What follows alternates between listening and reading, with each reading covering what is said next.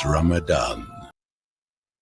Assalamu alaikum wa rahmatullahi wa barakatuh. Welcome back to Salam Media. And we're now moving on to our Syria focus, where we are going to speak to acclaimed South African journalist and writer Qaanitah Hunter.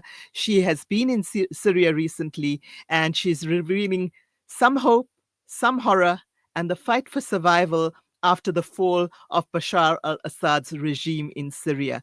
Assalamu alaikum wa rahmatullahi wa barakatuh. Qaanitah, can you hear me? Wa alaikum salam. Thank you very much for having me. Thanks for being with us. Are you back home or are you still in Syria? I am back home to sunny South Africa. It has been an incredible journey, life-altering in many ways, Aisha. Alhamdulillah, that's lovely to hear. Tell us a little bit about that life-altering journey, Qaanitah. I think, the news of the fall of Assad regime in December created, curiosity about what would this new Syria look like. And it's exactly 3 months now since the regime fell, and there's been this interim government, and Syrians are celebrating the freedom of Syria after a 14-year brutal war, and obviously 60 years of the regime before that. And so the question for me is, I went into Syria with two important questions. One is, what happens next? And Yes. and the second thing is, how this impacted people. And so, going into Syria, it was a third kind of environment. Getting through the border through Amman, I went by the land border, and being met with the celebratory music and exciting atmosphere at passport control, in a world that we'd never imagined before. So there was just kind of this fresh new Syria that people were celebrating, the paint of the fresh flags, along highways and major routes across the country, all the way to Damascus. But once you get to Damascus, you understand that the realities of this newfound freedom is obviously coming with a huge price. And what is that price? The price of something like 700,000 people having been killed in this 14-year war. That's something like a third of all dwellings being destroyed. The economy is so bad that 9 out of 10 Syrians live in poverty. And so that is not difficult to see. The consequences of the 14-year brutal war by the Assad regime against the Syrian people was something not very difficult to see. But more than that, I think the unspeakable nature of the cruelty war and the cruelty, that for me stood out in ways. You as someone who avidly follows the news and had a keen interest in Syria, I was not prepared for the destruction that I saw in my time there. Right. So it sounds terrible. We also saw, we had on the screen just now a picture of you outside the prison. Tell us about that visit. Yeah, the Syria prison has become a monument of the brutality of the Assad regime, somewhat. Similar to what Robben Island has been for South Africa in terms of. But walking into that prison actually prepares you for the extent of the brutality that you see there. The dungeons, the torture chambers, the smell of death in these rooms that were, kept for, as death chambers, just stacked and stacked of bodies were found there after, the Damascus had fallen. And so the pungent smell of death still haunts that place. The weapons of torture lying across the prison. You see, people engravings on the wall of brutality and the people who were held in these confined spaces for years and years and years. Some of them, you see the execution pole. And so what the Assad regime essentially was able to do was perfect torture. It became a torture machine. Yes, right? You were masters of torture. Yes. Yes. And so that prison stands as this monument of it now. And outside the gates, there was a very interesting, piece of art painted on it to say, we were in Arabic, we will not forget, and we will not sort of approve, or we will not pardon. And that raised a very interesting conversation point in all of the discussions I had in Syria around the concept of justice and reconciliation. What does that mean now?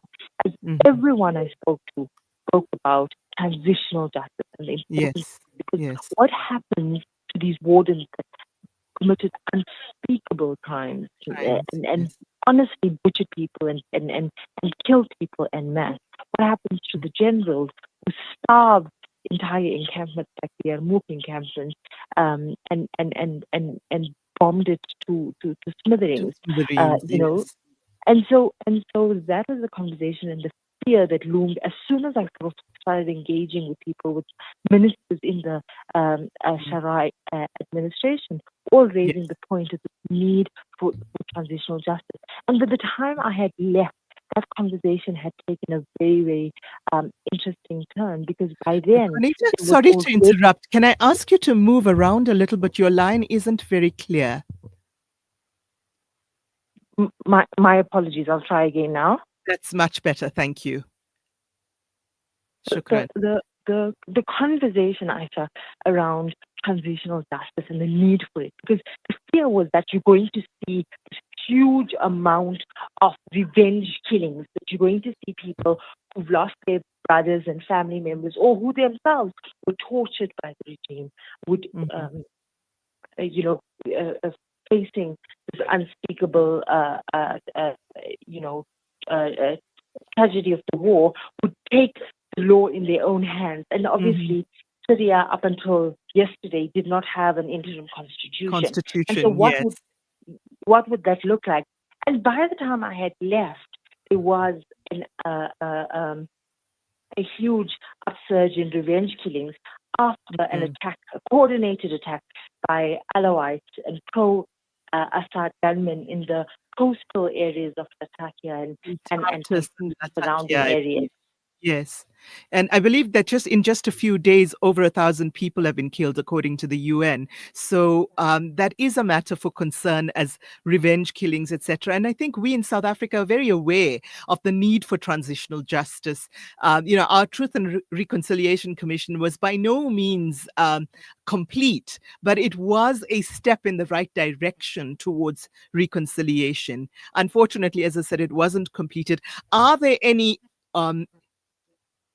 interim plans by the Al-Sharia government for a kind of Truth and Reconciliation Commission, perhaps a type of in-house, judicial measure as well? What have they actually said to you? Do they envisage some kind of transitional justice mechanism, even if it is a hybrid of, a justice mechanism and a truth-telling one? Yeah, so they absolutely are looking at those mechanisms, and that was the biggest outcome of the national dialogue that was held, I think, just a week before I had gotten there. But since then, now there's this interim constitution, which is obviously absolutely important, because what framework do you use while a permanent constitution is still being written? According to this interim constitution, it is a 5-year transitional period. And they obviously have these focus groups that are working on mechanisms as to, what would this look like? And they obviously have to seek examples across the world. South Africa has come out numerous times in the conversation. However, the conflicts are very different and all are not the same. And so the other example that's interesting for me is the example of Iraq, and that was a failed example because you see the revenge killings there. Yes. Then there's another example that's cited, which is Tunisia, and Tunisia was interesting because they had some interesting gains initially after the 2011 uprising, but then 10 years later is no longer deemed as seems to have fizzled out. Anyway. Yes. And so it's a very delicate situation, and you can understand why the instinct for revenge killing, you can understand it given the extent of destruction. It's unimaginable in many ways, and I think we've somewhat become desensitized when we see these kilometers and kilometers and kilometers of just completely broken down buildings. and completely destroyed suburbs and areas. And We when have we hear a the picture story, from you up on our screen at the moment, so it's up that you're speaking of that. Qaanitah, we don't actually have much more time, but I also wanted to touch on the issue of the Kurds in the north and their criticism of the interim constitution. yeah, so obviously, the problem Syria has and Ahmed al-Shara has at the moment is the fragmentation of Syria, and this effort now to kind of pull everyone into one vision for the country. And so, how do you do that when the country was so fragmented for such a long period of time? And given the fact that you would have proxy interest in keeping these divisions active, so that there's an sort of an effort to undermine the rebuilding process. And so there will be a lot more commentary around this new constitution. It's fresh. It's just sort of landed in the Yesterday. last few hours. And so, Yes. so the question now is how much of buy-in. Remember, we have the South African experience, and South Africa has been very active in sharing its experience in Burundi, in places like Northern Ireland as well. So in trying to understand that, constitutions work when there is buy-in from everyone. And so that is going to be the litmus test for the government going forward as to, whether there is that buy-in and whether people actually, want a piece of a stable and new free Syria. Inshallah. Thank you very much for sharing your insights with us. I'm sure it's not the last time we'll be speaking to you, but Jazakallah khair. I know you must be exhausted having just traveled back. We do appreciate your time and insights, and we do appreciate your bravery in going and bringing what is happening on the ground to Syria to us here in South Africa on Salam Media. Jazakallah khair. Assalamu alaikum, and Ramadan Kareem for the rest of the month. And that was Sister Qaanitah Hunter, acclaimed South African journalist and writer, bringing us a Syria focus inside Syria during Ramadan. She's just returned from there. Please be noted again that this hour from 9 to 10 is brought to you by Africa Muslims Agency. And next up, we're going to bring you Fired Up on News and Views with Africa Muslim Agency member Ashraf Gangraker. But before that, we need to take a brief pause to pay the bills with some advertisements.